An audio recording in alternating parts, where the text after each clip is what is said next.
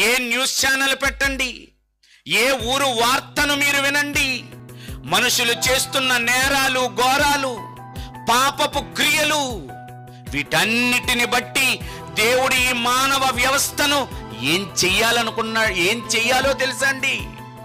మీ అపరాధముల చేతను, పాపముల చేతను మీరు చచ్చిన వారై ఉండగా చంపేయాలటండి సమాజాన్ని.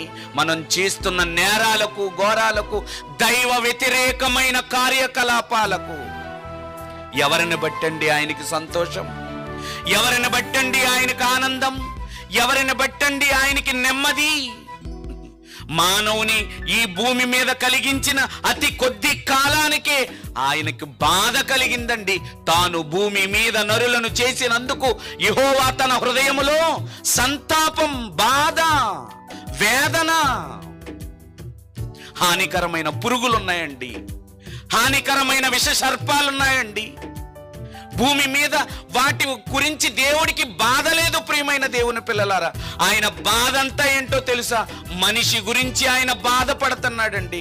మనిషి దేవునిని బాధ పెట్టేటట్టుగా బ్రతుకుతున్నాడు. ప్రియమైన దేవుని పిల్లలారా, ఇలా బ్రతుకుతున్న మనిషికి దేవుడు విధించే శిక్ష మరణ శిక్ష. మీరు మీ పాపముల చేతను, అపరాధముల చేతను చచ్చిన వారై ఉండగా, కానీ ఆయన చంపుకోవటం ఆయనకి ఇష్టం లేదటండి. మనల్ని చంపటం ఆయనకి ఇష్టం లేదటండి. ఈ శరీర సంబంధమైన తండ్రి ఆ పిల్లలు వారి మాట వినకపోతే, ఒకవేళ పేరుకి బ్రతికున్న మనసులో ఏమంటాడో తెలుసండి?